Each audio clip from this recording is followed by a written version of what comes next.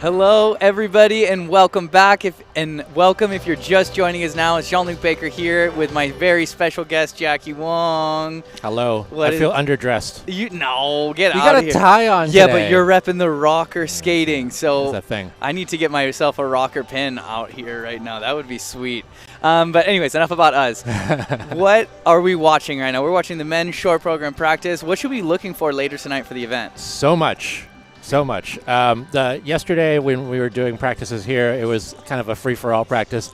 This is going to be very different because they're doing their short programs, and it's going to be much more like a regular warm-up practice where they're going in order and all that kind of stuff. So we are looking for 3 big things, and it's 3 big jumping passes. And I got to say, though, for the skating nerds at home, spins have been an issue for the men this year, and there have been medals decided based on spin levels and spin quality, and so it's not just the jumps. Yeah.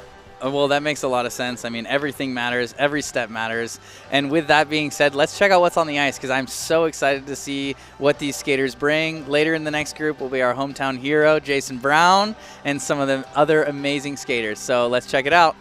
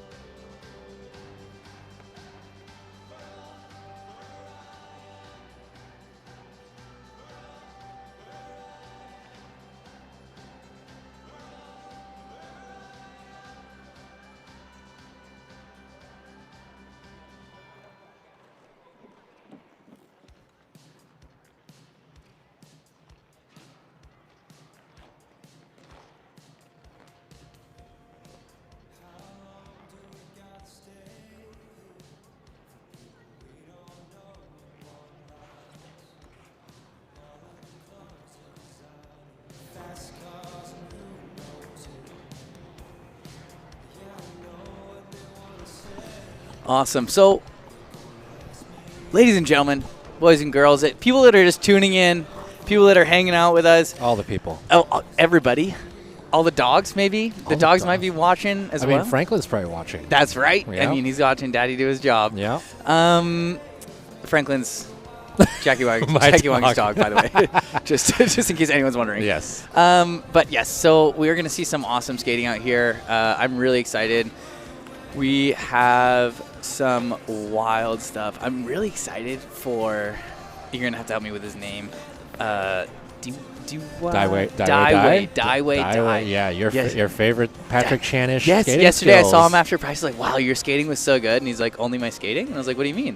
And he's like, not my jumps. I'm like, dude, it's the same thing. Like, but also your like skating yes, the is skating so good. is like directly compared. He's like, oh, okay. And I was like, man, it's like all of unit. I'm not just like you're a great jumper, blah blah blah. Like Daiwei, you're getting a skating compliment from an ice dancer. Right? Yeah, hey, for real, it's so good. It's so good.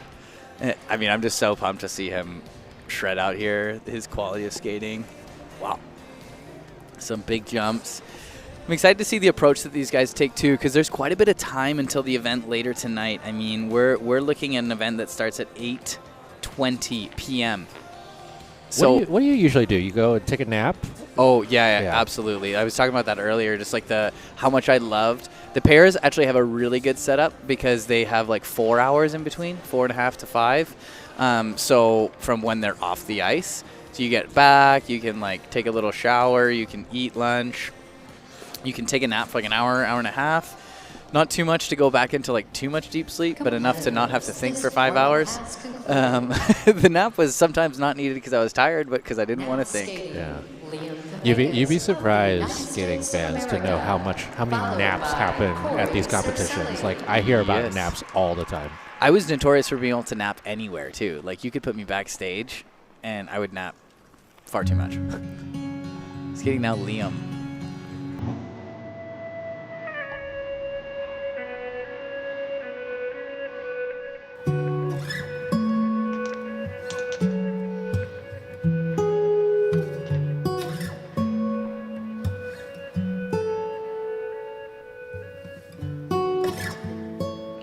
Triple axel for Liam Kapeikis, very crucial. It's gotten a lot better this season. He landed a really nice one in practice just like 2 minutes ago.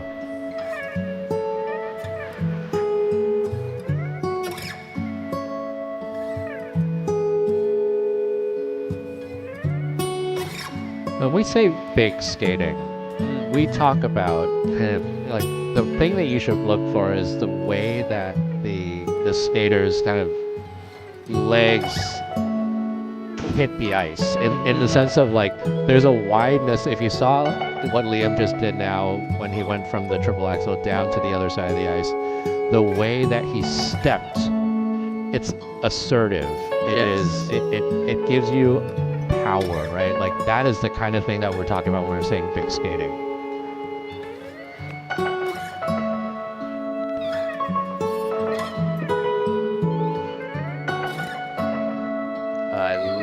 How he accelerated going into that jump.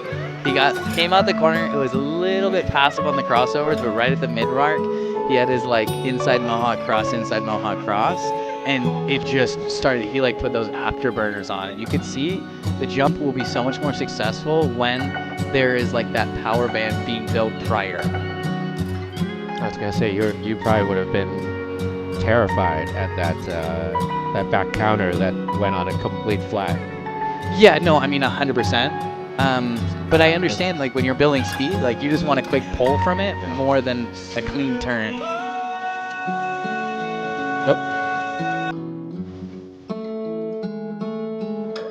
Sometimes when you're watching out for skaters, you just think they're going one way, and then you end up going to the same direction, and it's not fun. No.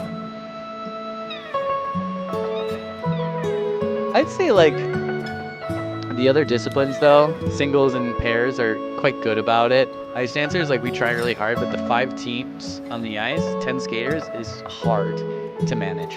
There's also just, I think, the fact that you all like to surprise people with your changes of edges and things, and so whereas with singles, oftentimes you see a lot more unidirectional skating. Yeah. And you know where they're gonna go from like afar. Oh, yeah. And with ice dance, it's like you're you have 10 no idea. feet away and you have no idea where they're going. Oh, no clue. I mean, like the patternings are going to be fairly consistent right. with these men and the singles and even the pairs.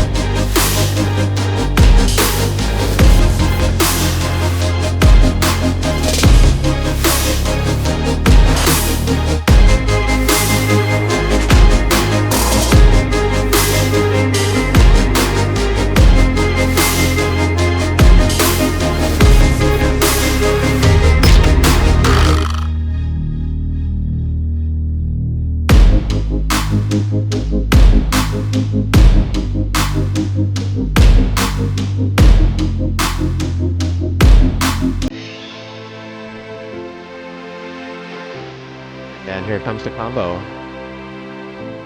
He adders down the ice.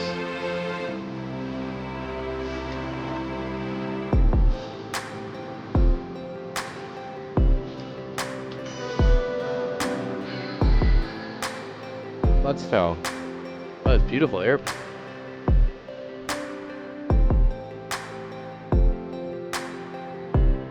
I think something with Corey would be just like a little bit more command on the transitions. Not necessarily more in the skating of the transitions, but just like the performance. It's like beautiful images, beautiful lines, but it's just a little too soft. It's a little too nonchalant.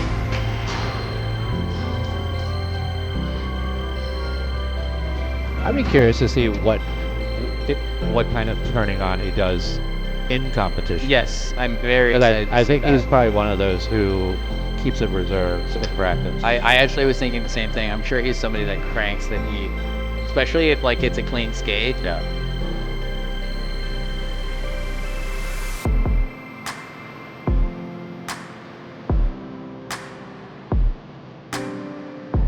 So many iconic programs have been skated to Question of You over the seasons, and you definitely end up thinking about the Jason Brown version and the Kevin Aymoz version. So I'm sure Corey had some inspiration there as well. I think so. Followed by Luc Economides. Here comes your skater. Oh, let's go. Daiwei. 2003 he was born. 10 years after me. Wow. I don't even want to talk about how long after me. Swing your toes, bro.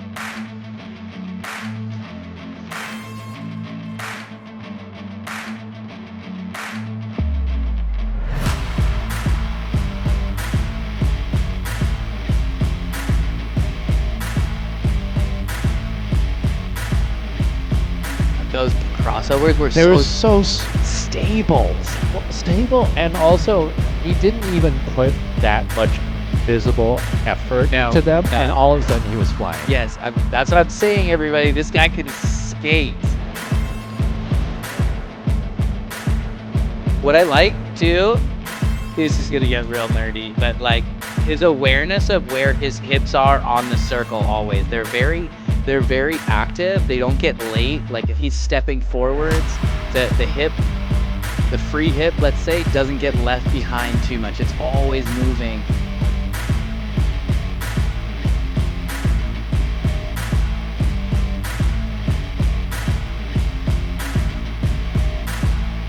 This music's quite dark, and I would love, again, I didn't see him enough in competition to see how his expression and what he competes with, but I'd love to feel that, like, I mean, it's giving like bad boy energy, I'm not gonna lie, like this kind of music.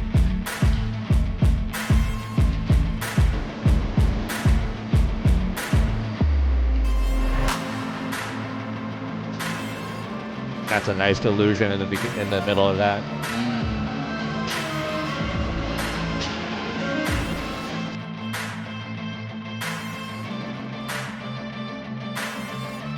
I'm a sucker for a good illusion. They're hard to do. I never did them. I'm good. Hard pass.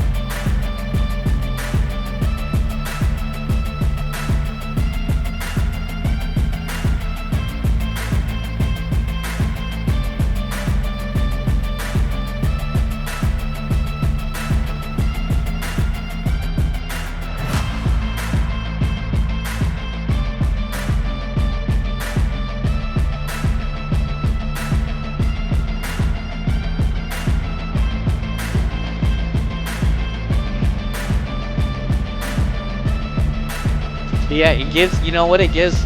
It gives a mix of like Patrick Chan, it gives a mix of like Camden Pokanen. Oh yeah. Who we've been missing from this circuit this season. Yeah, similar kind of positioning and vibe. Yeah, yes, agreed. Like Camden would do the same thing, but Camden's so expressive that I miss his skating. All three of those guys that you just mentioned, the posture is very similar. Yes. The you're talking about the awareness of hips, right? Yes. They all three of them love to get down on those quads and the knees and just kind of power through. That's a great comparison. Mm-hmm. Luc, Not the Claire de Lune this time. No, this is this his last year short? Yeah, I believe so. I think it is. Because I remember he goes crazy. No. This is 2 years ago short. Okay. That's why.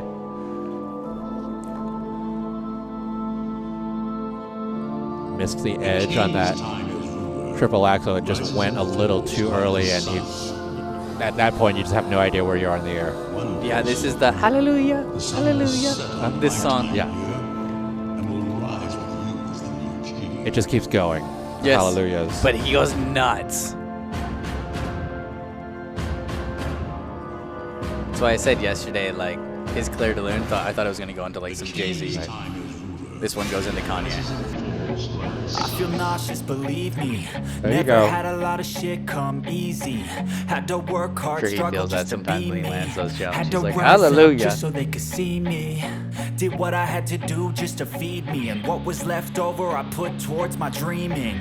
But the only thing in life that has Absolutely meaning a are Florent the things you Amodio gotta work choreography. for, You can believe just me. see. You can see Florent Amodio doing When this. it comes to a footwork, you can just see I feel like no one takes doing that. accountability. They want the credibility, convincingly unwilling to put in the fucking hours it takes to get some power. Literally, as we were saying that, Florent Amodio looked over at us. Yeah, I was going to say, he's like, he heard his name. His ears must be burning. Fuck all the doubters, they're just fucking downers. The Let's Toe is always very good for him. The flip I always can fought just to wear the sometimes go crown. off. I'm pissed off at these fucking this clowns footwork. who were all taught they deserve it now. Talk about how to get an audience It's into only what you're worth it doing. if you work for it. This would be one of those moments that I'd say an audience would really should get into it. I won't stop till they hear me now. I won't stop till I wear the Look crown. at his commitment.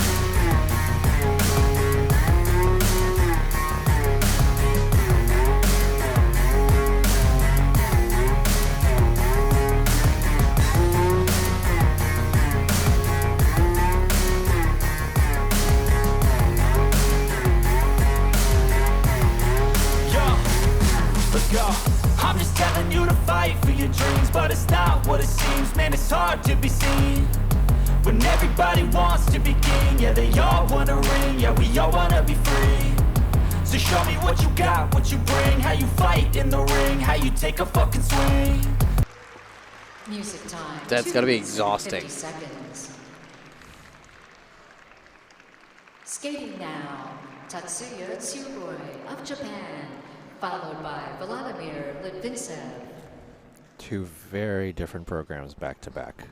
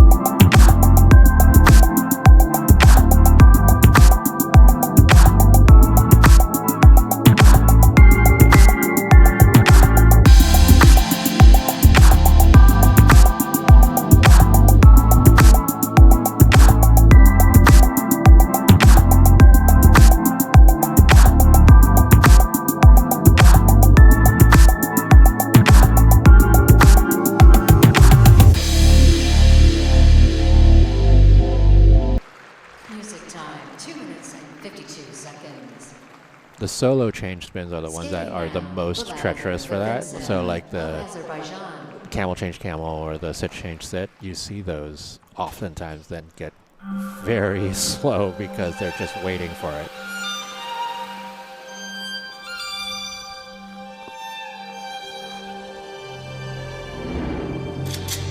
Oh, Yeah. locked and loaded. Sometimes I don't know about the proliferation of gun noises in programs. Quad toe. I don't think it adds. Like, I don't think it's necessary, personally. And he's already wearing something that evokes a holster. Oh, no. That also just happened. Yeah. Finger guns. Finger guns. Right to the judges. I would, you know what? The only version I would accept of that, if you did like a Ryan Bradley Western. Like if you give Ryan Bradley a Western themed program, I would accept it. Like a cowboy, you know what I mean? Like I need like a personality, like a stare down. Comically, I think a serious version.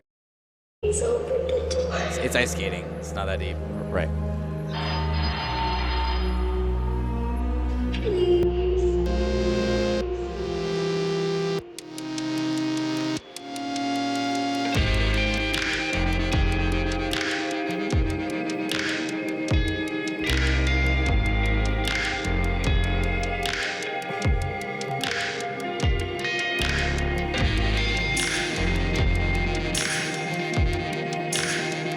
Flip toe.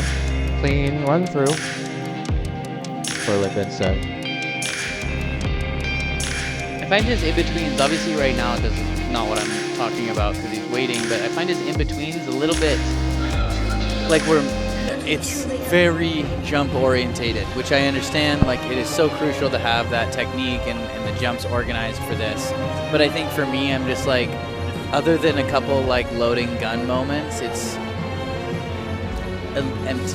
Well, and I think that's why I was saying yesterday his free skate is so much better for him because he believes in that material so much more than he believes in this one. Yes. And he's so much more committed. Usually you see it the opposite thing where the short program is more committed than the free skate is. Yeah. I feel like this skater would work and benefit a lot from a very clear role, like a character to play. Right. He's a character skater for sure. I think he's a really big character skater, and I think that's what I'm missing right now. I mean, again, mind you, everybody, this is 1:40 in the afternoon. They're competing tonight, so like their goal is not to make me believe the character that they're performing. That is not their goal. Their goal is to get warmed up. But I think you're right, though. There are people who are very much abstract skaters. There are people who are very much character skaters. He falls squarely into that character skater. I never loved character skating. I loved being more my own version of it. When I was given a role that was very strict on a character-driven thing, I almost felt trapped for myself. Like I was like, it doesn't align with me, where I had the freedom to interpret or express how I wanted. I had way more kind of malleability. So we've gotten quite a few really good questions in here. Ooh. With regards to expression, should there be more definition in the marks between skaters if some skaters retain in the same facial expression throughout most of their program and smiling the rest of the time, even when the music is dramatic? Oh, yeah. It's a pet peeve of mine. Yeah, me too. Yeah, like, I mean, I think it should affect performance mark because it doesn't seem like it's aligned. Yeah. I mean, the thing that I hate about it is that as much as we've done the whole, like, smiling is not the end-all of artistry, when you're a kid growing up in skating, everybody's always telling you to smile. And that's literally the thing. And it sometimes it just stays with you. And I blame the system. Yeah, I mean, it's true. It is true. Like, it's the same thing about when you first learn how to skate. The first thing you do is you teach somebody to balance with their arms up. And then you get to a certain point where you don't actually unlearn that. So a lot of skaters learn to skate with their arms as opposed to their feet. So we're taught from day one, if your arms are up, then you're going to be able to stand up and keep your arms up for crossovers because it keeps you balanced, which is very important in those learning stages. But there is no intermittent stage where you're like, okay, now let's like actually unlearn that habit. Yeah. So now a lot of skaters don't know how to actually skate without their arms. And it's so fun because your skates are not on your hands. They're on your feet. So when I have that conversation with the students that I work with, they're like, well, yeah, obviously it's on my feet. And then I'm like, hey, like, put your arms behind your back and like, show me what you got. And then all of a sudden they get exposed because they're like, wait, why can't I step from backwards to forwards? Well, if you ask me to do that, I will face plant. So. Yeah, no, I'm not advising that to the general population. Please don't take that with a grain of salt and then go to the dentist because, like, yeah, this one guy on a commentary stream on Peacock who used to skate told me to skate with my arms behind my back. That's not what I'm saying. Please don't misinterpret what I'm saying.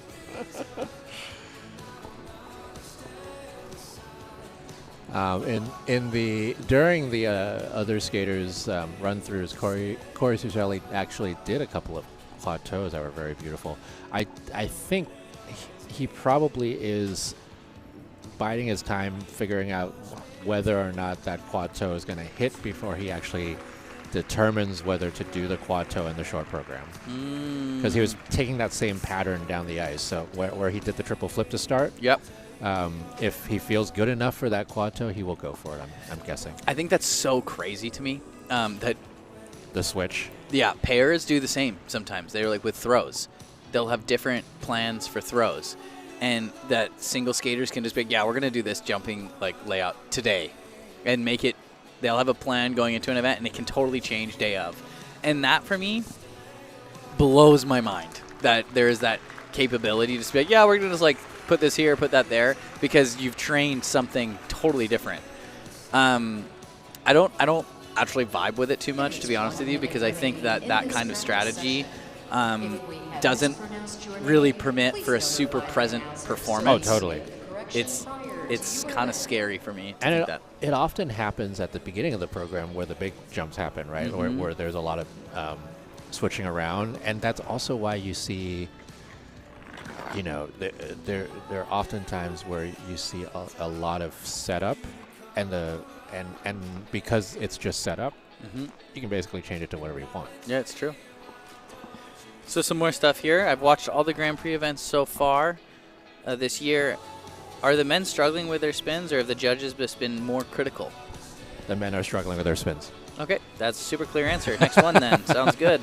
Liam has a Jeremy Abbott quality. I would like him to work with Jeremy. He does. Liam has a nice quality. You're right. He does. He was skating, and I was like, you know what? That would be a cool little collab. I'm not going to lie. Yeah. Jeremy Abbott and Liam Kapeikis. It's that sort of light on his feet kind of feel about Yes. him. He's very hoppy. I would love, give him like a Muse program. Take the ice for a 6-minute warm-up.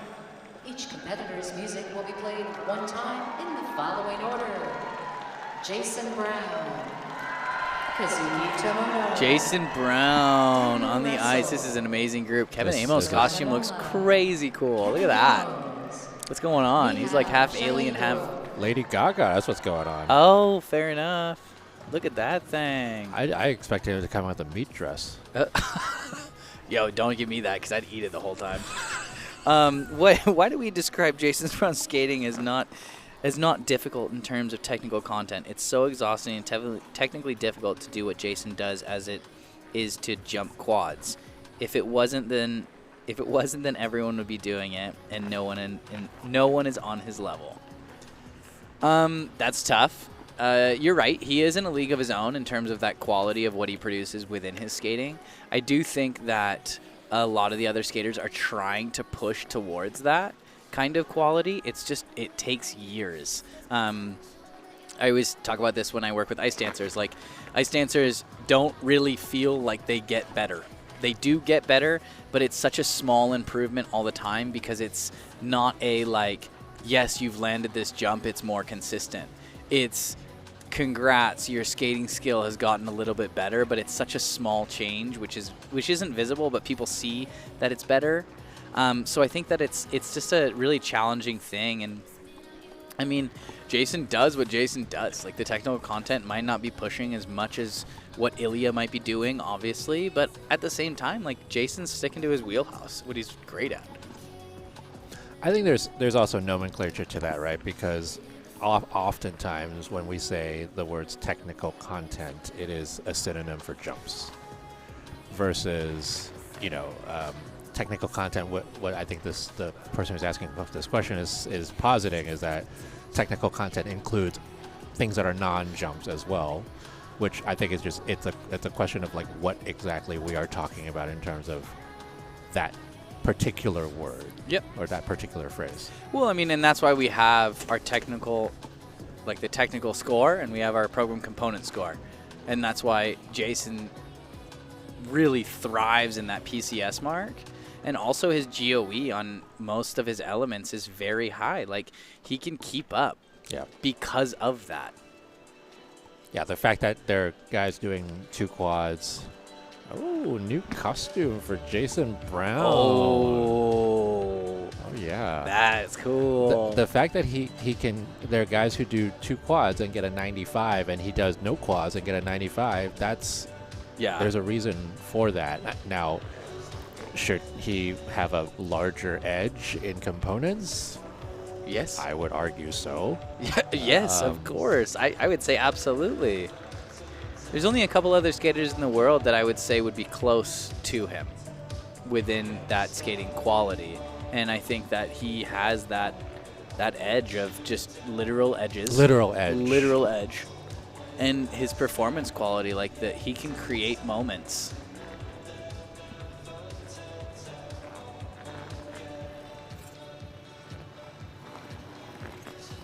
Speaking of performance quality, you've got 3, arguably 4 skaters in this group who are very much known for their performance quality. Mm-hmm. Jason and Kevin and Kazuki and Nikolaj. Someone tweeted earlier, because I was asking people's thoughts on naming the bird that was in the arena, and someone said, can they name it Kazuki? And I was like, no.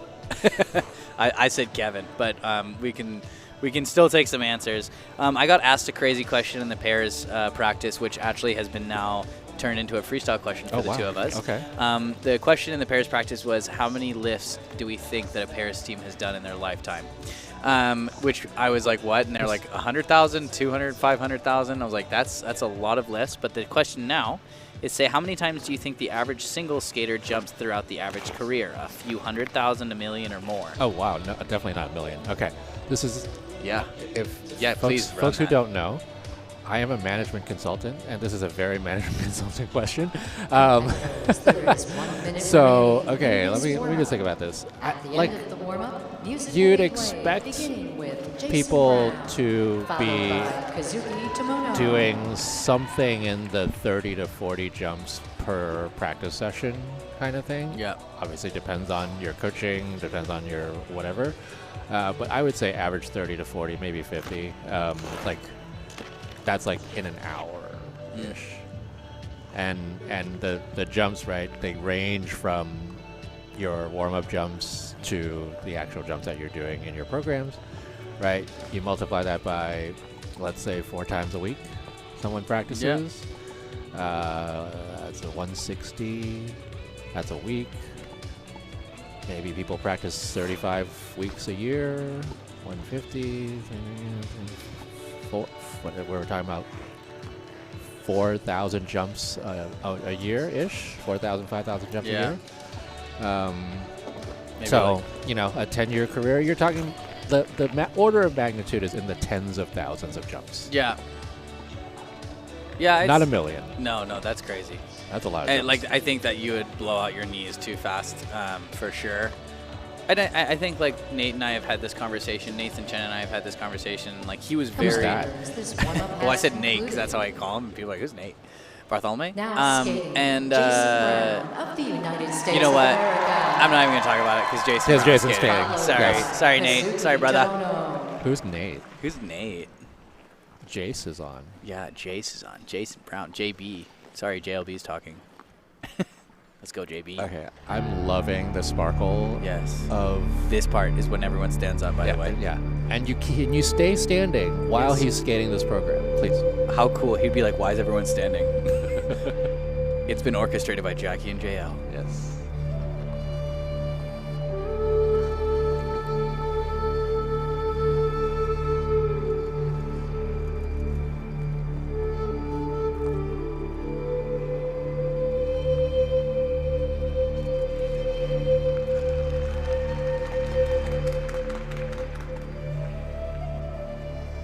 I did, by the way, have Riverdance stuck in my head all day yesterday.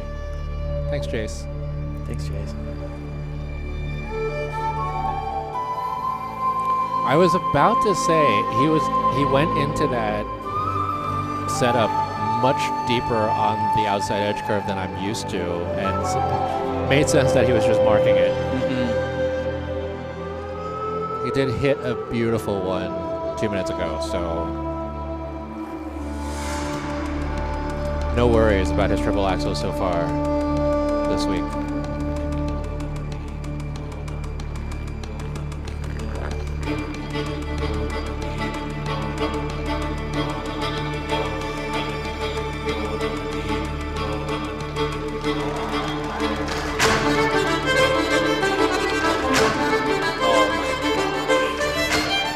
You know where this program's gonna be? It's gonna be awesome here. Assuming that he makes Olympic team, world team, all of the above, any of that, it's going to be great there. But I'm telling you, at U.S. Championships, this program, for the intensity of that event, leading into the Olympic Games, like, this will... I'm getting goosebumps thinking about it now.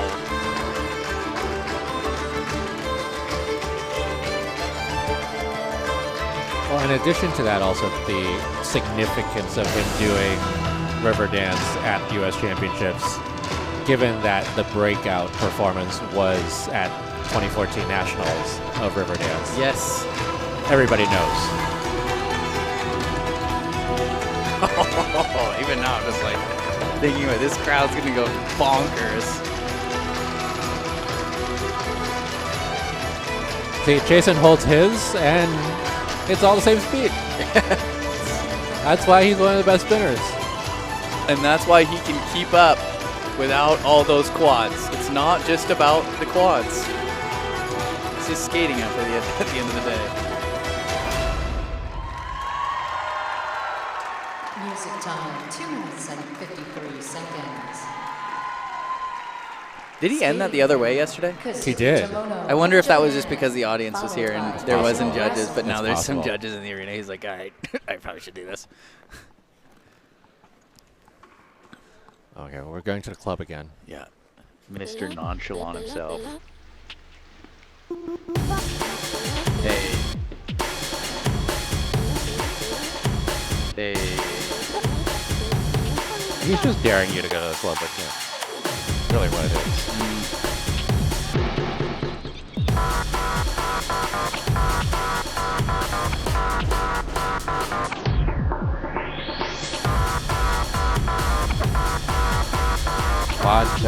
Again.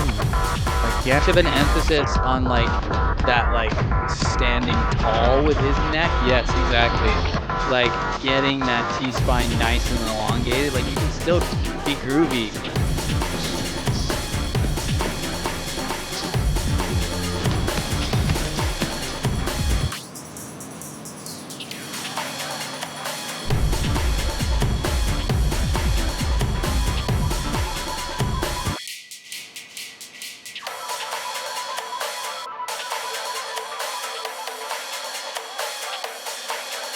Well, he does it right before the jumps, though. That tells you the difference between the technique that he has with the jumps versus the choreography. Yeah, it's true, huh? Axel was beautiful.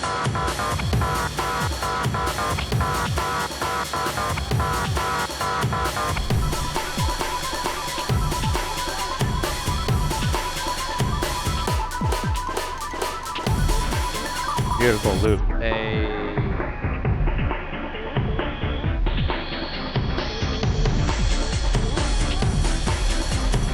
I love that just like kind of this demi spiral with like the arms behind the back, little shoulder twist, like so weird, but just so effective.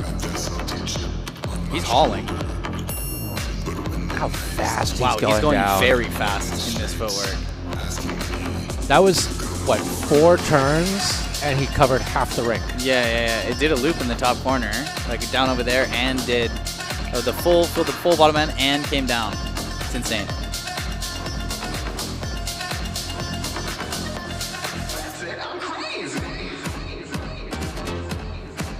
Going on an outside edge on that A spin is not easy to do. Music time. Core control on that. Oh. We got asked a question, is there a piece of music you think would be amazing for skating but others don't agree?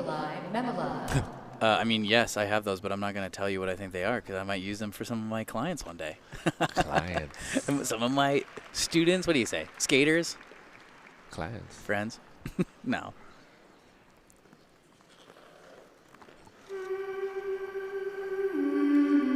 So the thing that I was just reacting to right before this happened, and the reason why Daniel Grassl has a lot of ice on his Left pants, that he just slipped off an edge on the loop entrance and wiped out.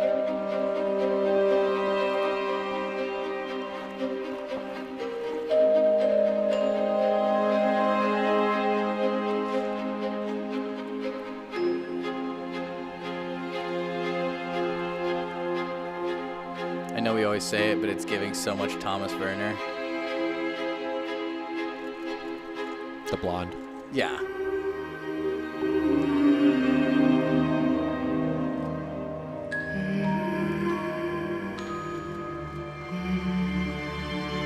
Here's that loop. Nope, not going to do it. Wouldn't be surprised if he's marked both those jumps because he's still kind of reeling from that fall.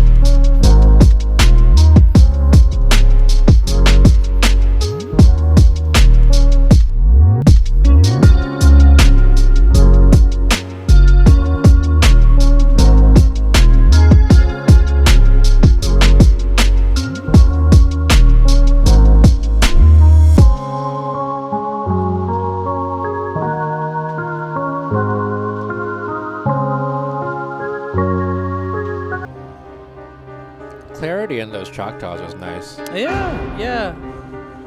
I think overall, like it's quite nice. I'm not super invested into it. Again, it's hard. Like Jason really created a moment, even with his walkthrough, like his skated part of the program, and that was 60% of his program. But just his space hold and presence hold.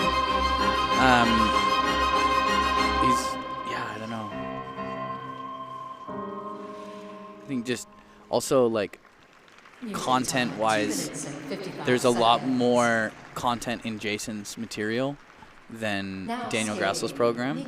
Still very good. Again, different approaches. Both can work very well.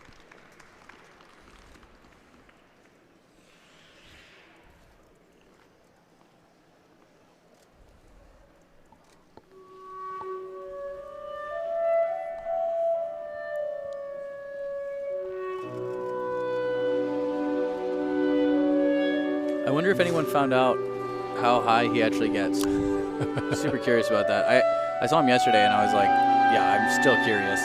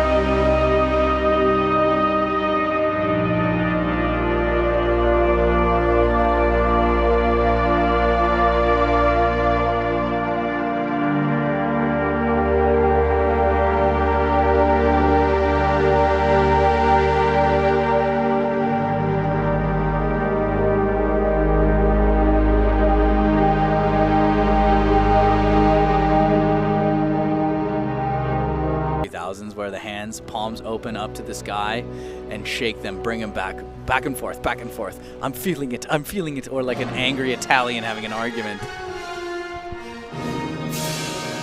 Jesus, watch out front row, that leg is coming.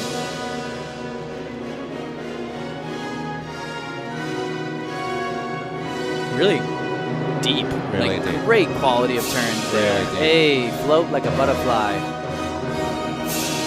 I do think he's been a little bit, maybe a lot, underscored in the quality of his components. Yes. This season. Not sure what's going on and like why people are giving him 7s, but like That's crazy. execution-wise, dying on the ice. I think a huge thing that could make a difference very quickly is that in that footwork itself would be just keeping his eyes up, because in between each cluster and each turn, he was looking down. He was very expressive, but it was not inviting. So when I think Insular. that... He's very insular. Yeah. Yes, exactly, which I know is so nice because you feel it so much more when you don't share it, but... Well, that's when you give me a reason to not give you more. Someone had some guns, someone has some blade sounds. Space button Aymoz is back.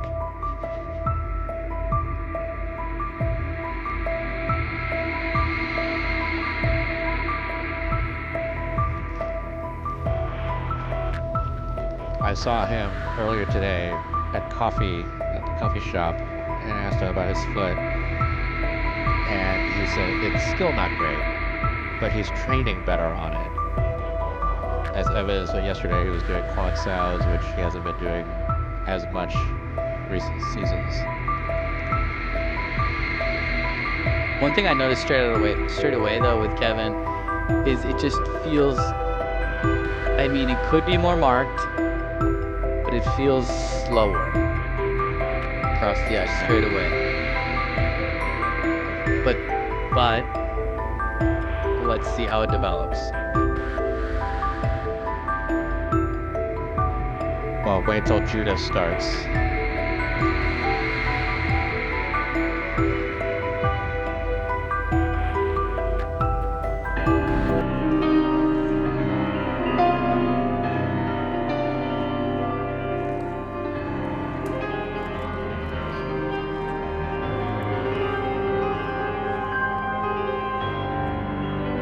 This is very space warrior, Yes. that costume.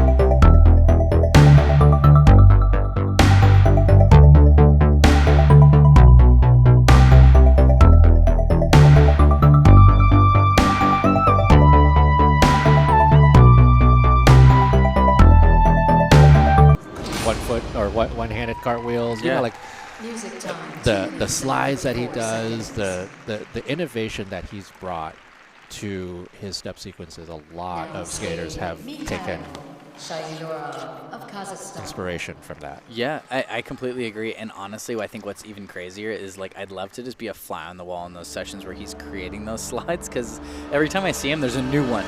I'm like, what?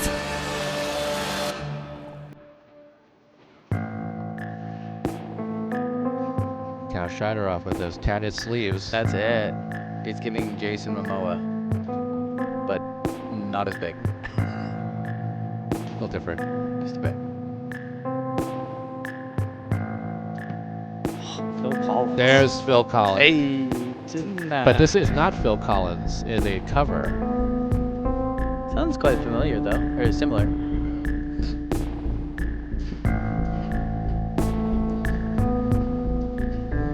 You know what? This might also be playing in the car when I listen to Purple Rain and With or Without You.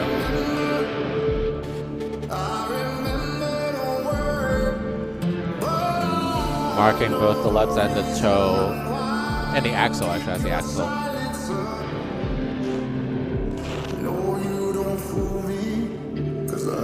He landed a few earlier. So far, this practice has been much stronger for Misha than it was yesterday, where he was a little bit out of sorts.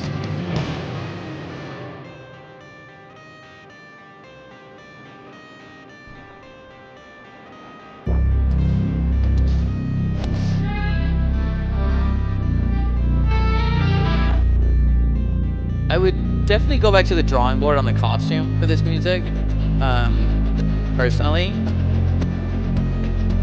But Mostly the tatted sleeves. yeah, like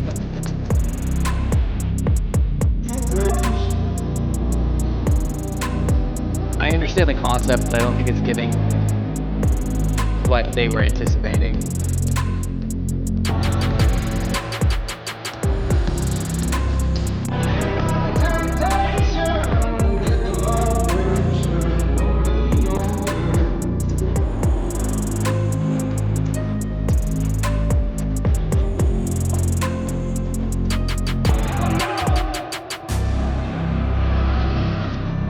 Watching this now, even in practice, he's more with the music than he was earlier in the season when he debuted this program. It's very clear, like you can see the accents that he's trying to achieve, and he's there hitting is something. There's something for all of it. Right. It's a very intentional step sequence.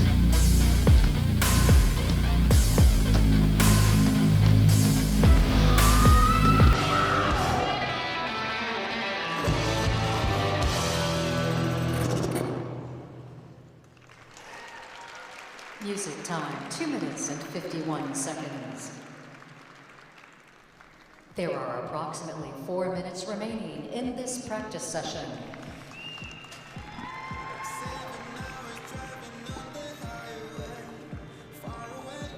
So that was a really fun practice. Oh, someone said, Jackie, since you are in management consulting, you will appreciate that I have this practice on while I'm fighting with Excel. Wow.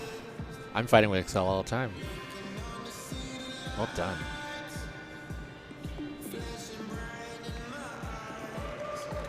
Jason Brown done with his practice. Very efficient. Got everything in. Looked good.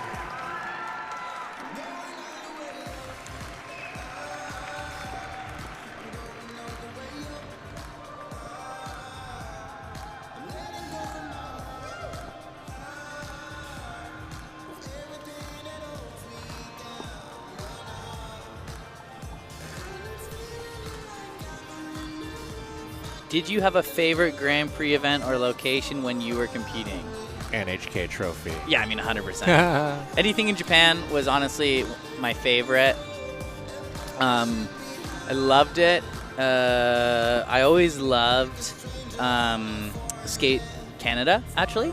The audience at Skate Canada would go crazy. I don't know if it was cold outside or what, but they were unhinged. I also feel like I remember that some of your best performances and scores came from NHK Trophy. Am I wrong? No, you're not wrong. Yeah. More times than not, when we were in Japan, it was when we were like hitting personal bests. There's like something magical about it. You know what?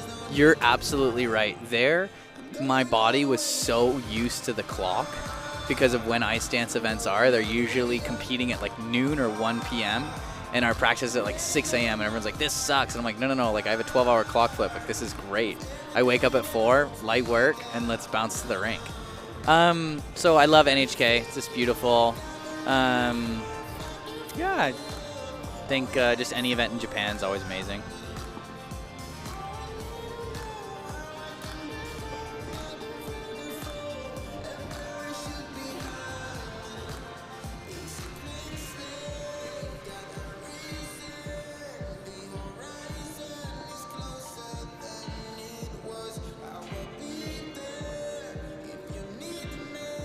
Great question here. Just if there's any insight or explanation that you might be able to have, Jackie, on why there's only 2 men here at Skate America. We talked a little bit about yesterday, but I think maybe you can just touch base on that again. I have no insight on it, actually. Okay. They're suggesting that it may be because the Grand Prix switched from 1 to 5. That was my one thought, but